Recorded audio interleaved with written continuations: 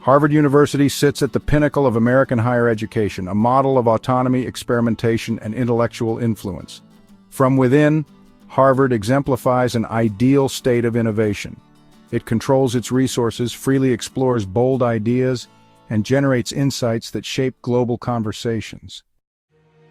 However, viewed from across the broader landscape of higher education in America, Harvard's unique privileges become sources of friction, envy, and resentment.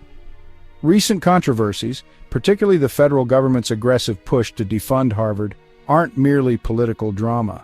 They reveal a deeper structural tension about how innovation is nurtured, funded, and shared in our society. At Harvard, conditions for genuine innovation seem perfectly balanced. Autonomy here means more than academic freedom. It translates into tangible capacities such as vast financial resources, a $50 billion endowment, extensive laboratory infrastructure, and unmatched flexibility in hiring top talent. With these conditions, Harvard researchers can undertake bold experimentation, long-term studies, risky projects, and groundbreaking explorations that other institutions simply can't afford. This level of autonomy and experimentation directly fosters the third pillar of innovation understanding. Harvard's ideas not only shape scientific breakthroughs but also inform public policy, economics, health, and social issues. For instance, Harvard's influential economists, epidemiologists, and political theorists frequently become architects of policies at national and global scales. Yet what appears as Harvard's virtuous cycle of innovation also creates the conditions for broader systemic imbalance. Precisely because Harvard can afford expansive intellectual freedom, it increasingly monopolizes national and international attention, funding, and intellectual authority.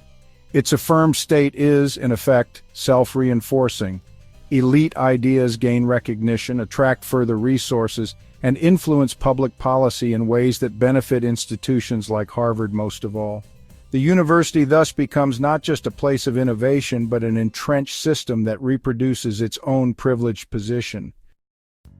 Look beyond the gates of Harvard to the hundreds of other colleges and universities across the country, and the situation shifts dramatically.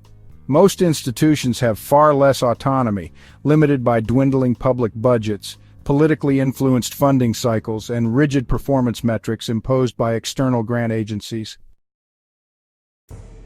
Under constant pressure to show quick returns, these institutions struggle to experiment meaningfully.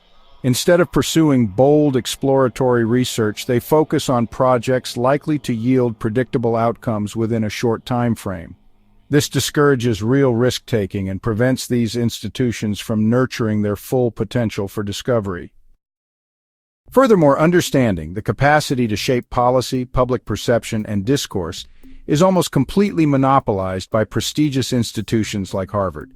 Research from regional colleges or state universities, despite being equally rigorous, rarely receives national attention or influences policy decisions. Consequently, innovation remains stifled outside the narrow circle of elite institutions. Over time, resentment builds against Harvard's disproportionate influence, not necessarily because its innovations are flawed, but precisely because its structural advantages appear unfair and self-perpetuating. This disparity creates a powerful feedback loop that fuels the current conflict. Harvard's remarkable autonomy, sustained experimentation, and resulting intellectual influence create policies that tend to reinforce rather than diminish its advantage. Influential scholars from elite institutions frequently recommend maintaining centralized, competitive federal funding models, arguing these are meritocratic.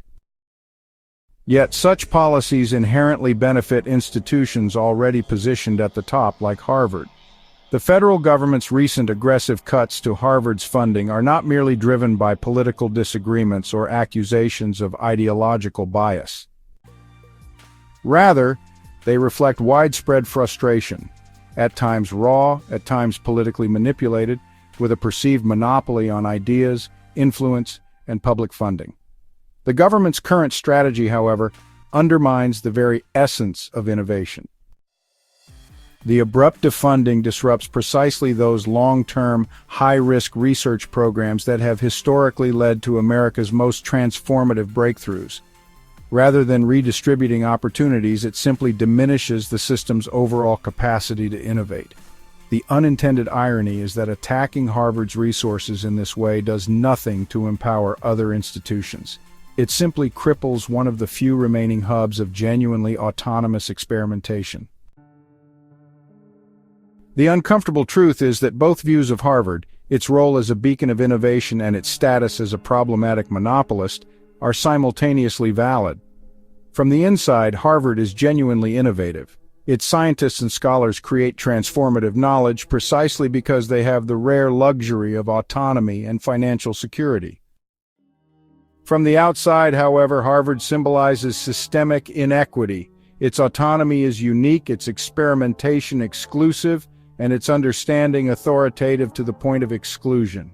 The federal attacks are therefore symptomatic of a deeper systemic tension. People aren't angry because Harvard fails at innovation.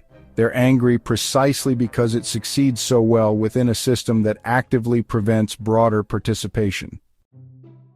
You see, if innovation is restricted to a tiny fraction of the nation's academic community, it risks stagnation and fuels resentment. Yet simply punishing Harvard without rethinking the underlying structures does not solve the problem. Instead, it reveals a crucial insight. Innovation thrives best under conditions of predictability, autonomy, and equitable access to resources, not merely within a small elite, but throughout the entire academic ecosystem. The core issue isn't that Harvard has too much autonomy or influence, rather the rest of academia has far too little. Stabilizing and democratizing research funding is essential for broadening innovation. The simplest, most direct way to achieve this is to shift the federal research funding model from short-term competitive grants, which heavily favor elite institutions, to a stable enrollment-based block grant system. Under this new model, every accredited research institution in the country would receive predictable annual funding proportional to its student enrollment and faculty size. This shift would significantly increase institutional autonomy at universities nationwide, enabling them to invest confidently in long-term research, infrastructure, and talent development. It would foster a genuine culture of experimentation by removing the constant pressure for short-term measurable outcomes. Finally, by ensuring steady, predictable support, the entire academic sector could contribute meaningfully to public understanding, generating a more inclusive marketplace of ideas.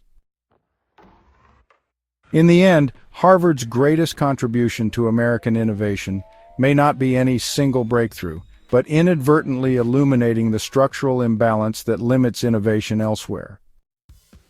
The current controversy should not be a battleground over Harvard's influence alone. It must instead become an opportunity to fundamentally redesign how we fund and nurture innovation nationwide. The goal isn't merely to redistribute resources from elite universities, but rather to establish conditions under which innovation can flourish widely, robustly, and sustainably across the entire American academic landscape.